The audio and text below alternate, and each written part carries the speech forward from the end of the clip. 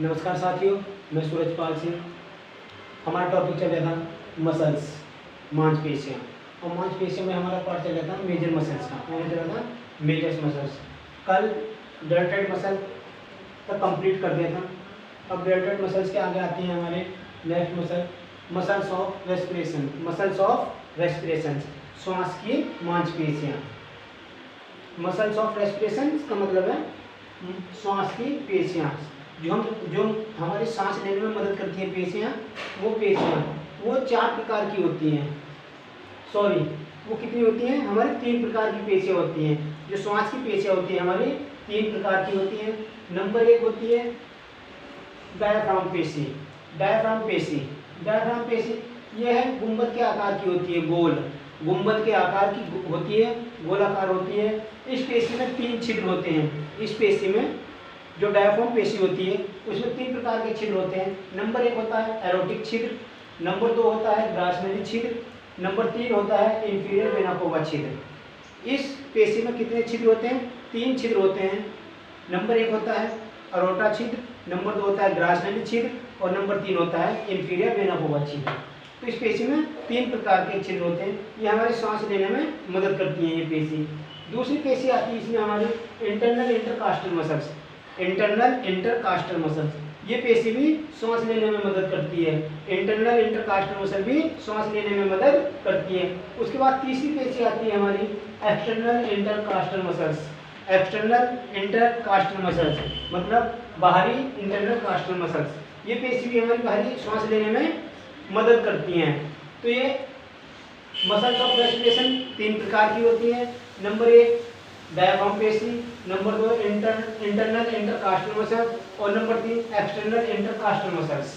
उसके बाद आता है हमारा पेट की पेशियाँ, muscles of stomach. Muscles of stomach, ये पेशियाँ जो पेशियाँ होती है ये 5 प्रकार की होती है। कितने प्रकार की होती है? 5 प्रकार की पेशियाँ होती हैं।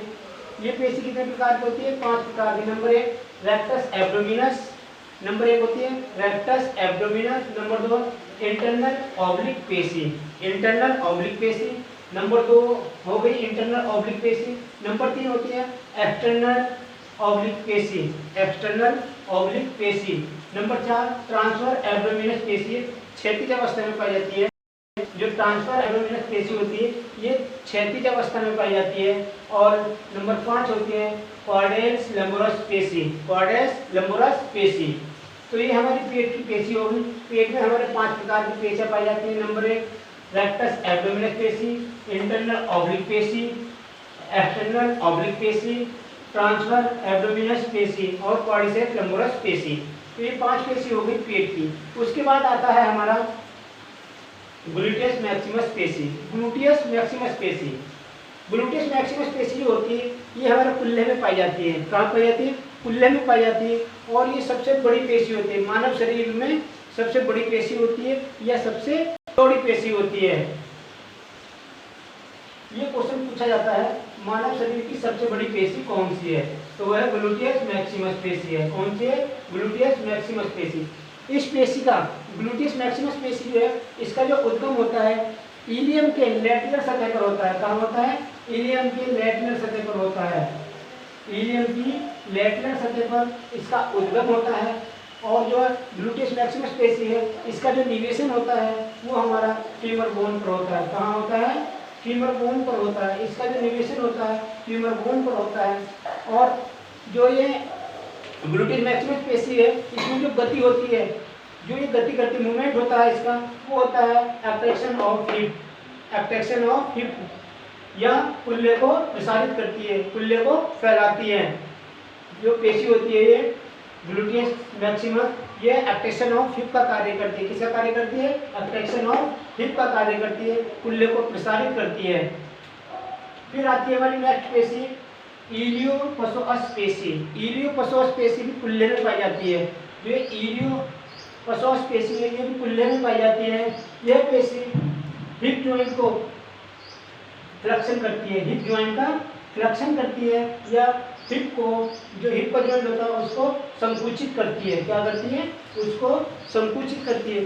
जो इलियोकोसोस पेशी है ये हमारे कुल्ले में पाई जाती है और हिप को फैलाने, हिप को संकुचित करने का कार्य करती है। क्या करती है? हिप को संकुचित करने का कार्य करती है। तो इसका स्क्रीनशॉट लीजिए।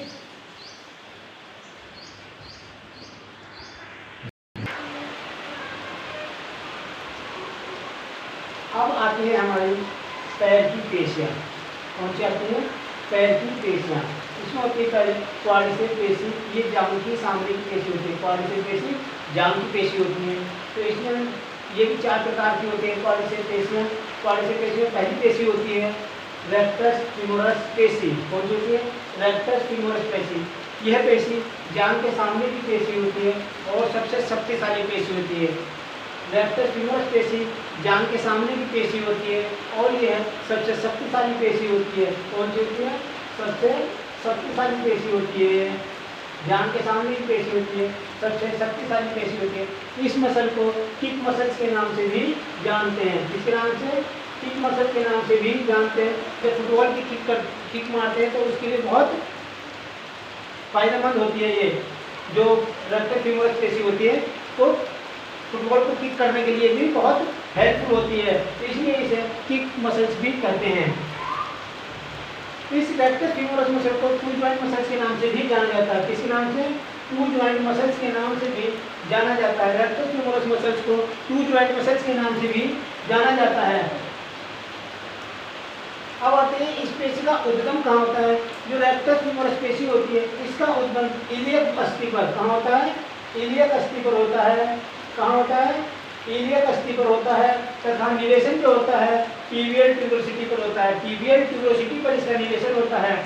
जो रेक्टस फीमोरस बोन है इसका जो उद्गम होता है वो इलियक अस्थि पर होता है। कहाँ होता है? इलियक अस्थि पर होता है और निवेशन जो होता है टीबियल ट्यूबरोसिटी पर होता है। टीबियल ट्यूबरोसिटी पर होता है।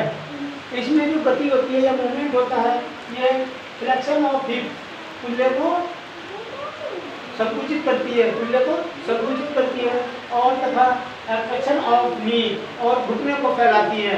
एडक्शन ऑफ नी घुटने को फैलाती है। जिसमें मूवमेंट होता है रेक्टस फीमोरस में फ्लेक्शन ऑफ हिप और एडक्शन ऑफ नी का होता है। अब इसमें दूसरी पेशी होती है जांघ की पेशी, वो वास्टर लैटरल होती है। कौन सी होती है? वास्टर लैटरल पेशी होती है। और नंबर 3 पर आती है वास्टर मीडियल। वास्टर मीडियल पेशी होती है और नंबर 4 पर होती है वास्टर इंटरमीडियल होती है। वास्टर इंटरमीडियल होती है। तो ये हुई हमारी पैर की पेशियाँ। अब इसका स्क्रीनशॉट ले लीजिएगा।